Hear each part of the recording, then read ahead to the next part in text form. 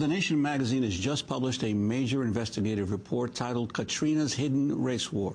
The article examines how a group of white vigilantes in the predominantly white New Orleans neighborhood of Algiers Point shot at least 11 African-American men in the days after Hurricane Katrina. Local police have never conducted investigations into the shootings. The author of the article, A.C. Thompson, will join us in a few minutes, but first we turn to a video produced by the Nation Institute and Hidden Driver. It is narrated by A.C. Thompson and features interviews with some of the victims of the vigilante violence. When Hurricane Katrina ripped into New Orleans, most people tried to flee. In one neighborhood, however, a band of 15 to 30 people refused to evacuate. With the police department crippled, these people amassed weapons and began patrolling the streets. Before long, bullets began to fly. Over the past 18 months, I've interviewed figures on all sides of the gunfire. The gunmen, people who were shot and survived, and witnesses to the violence. Severed from the rest of New Orleans by the river, Algiers Point is an insular, predominantly white neighborhood within the larger Algiers district, which is mostly African American. As word spread that Algiers Point was dry, desperate people fleeing flooded zip codes began headed toward the West Bank. I never thought that I would witness what I did during Katrina. You know, not in Algiers Point. Not among some individuals that I classified as neighbors. We're blocking both ends of the street. This is during Hurricane, Katrina. They're doing looting. They're looting the businesses right now, and we figure they'll eventually get around to looting the houses. Fearing an influx of outsiders, the gunmen of Algiers Point barricaded their streets. Malik Rahim is one of a handful of blacks living in Algiers Point. In the days after Katrina, he says he was threatened at gunpoint by several white neighbors. I couldn't walk through Algiers Point. You couldn't? Oh, no, I could stay on my block. But if I would have turned that corner, I would have been in a firefight. Malik's friend, Reggie Bell, was also confronted at gunpoint. After they caught up with him, they told him to run. And if he would have ran, they was going to kill him. They were going to shoot him in the back. And he told him, he said, hey, man, he said, I live right here. He told him to run. At the ferry terminal in Algiers Point, the National Guard established an evacuation zone and began busing flood victims to Houston. On September 1st, 2005, Donnell Harrington left his home and began walking toward the ferry terminal with his cousin, Marcel Alexander, and a friend, Chris Collins. To get to the evacuation zone, the trio had to walk through Algiers Point. You know, I was talking to my cousin and our friend, and I was telling them that, yeah, we finally about to get out of here. You know, I was talking, because my cousin was on the side of me, on the right side, and I looked down at my arms and everything, and because you know, some of the shots hit me in my arm, my chest, my neck, my stomach, and you know, I just saw blood everywhere. I'm trying to pick him up the shots again, so I fell.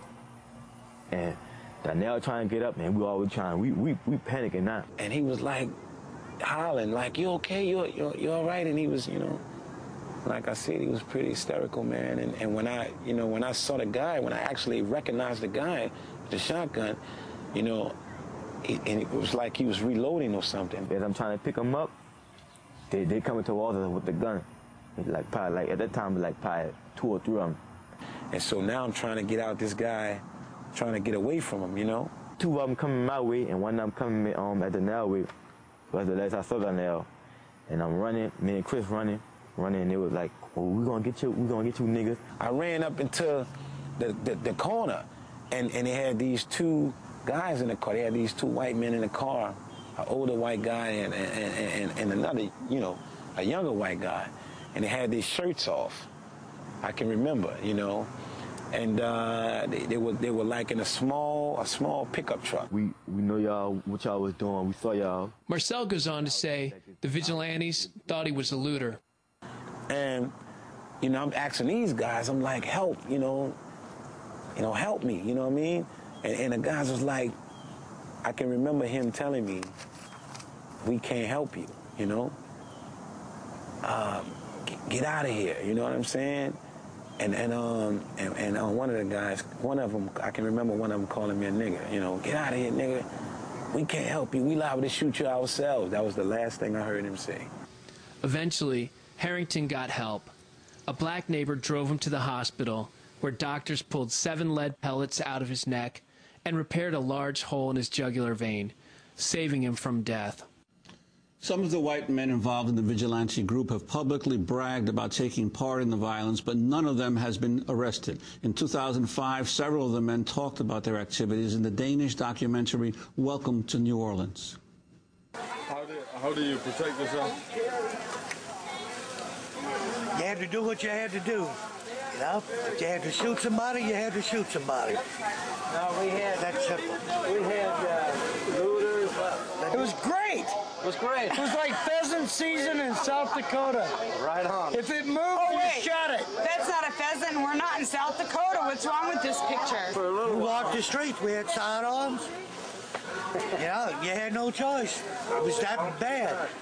He said, just put them on the side because they knew they were doing wrong, you know.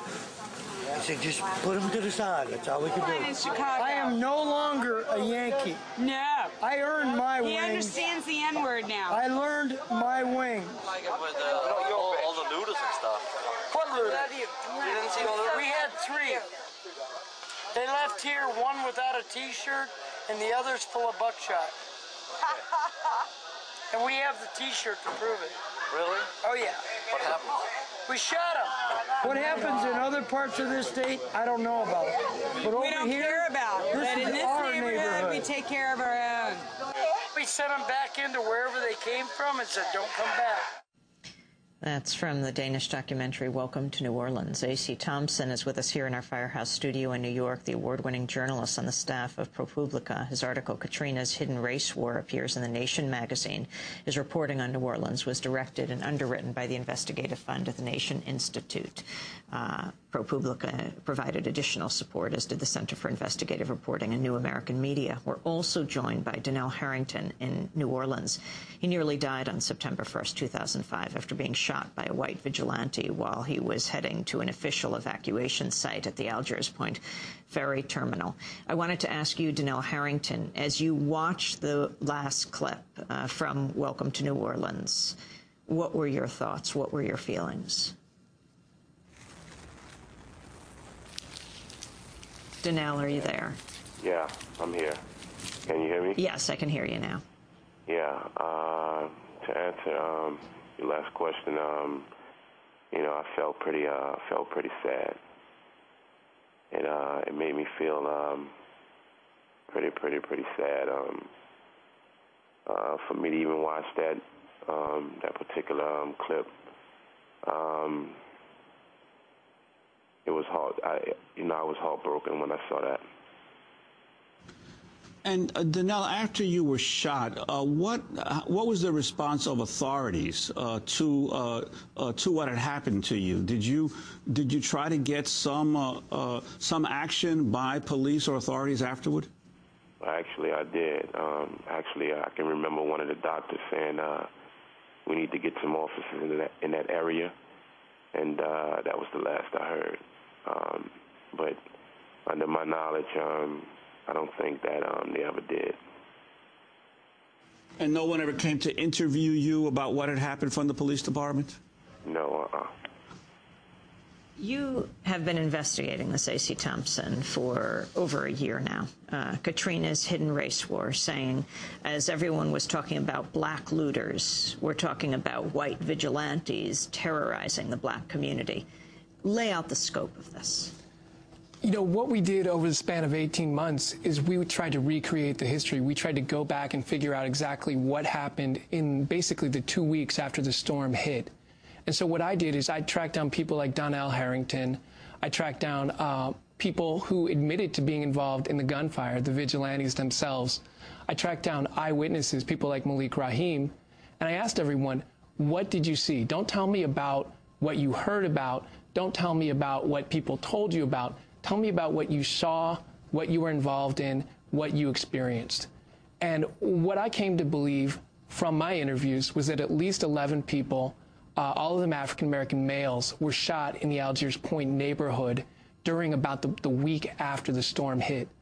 That information was bolstered, one, by a trauma surgeon, the doctor who operated on Donnell, who said, hey, we had a whole stream of people in our emergency room who'd been shot, some of them fatally. He said at least 5 or 6 non-fatal gunshot wounds, 3 fatal gunshot wounds. And he said, look, I don't think any of these cases have been investigated. I think they went unreported. As well, we looked at the autopsy reports from that time period, and we looked at state death records. And this gave us a sense that definitely there were shootings, and it would not at all be outrageous to think that 11 people were shot during that time period. How did you get the records? We had to sue Orleans Parish Coroner Frank Minyard for those records because he would not give them to us, even though Louisiana law says that he had to.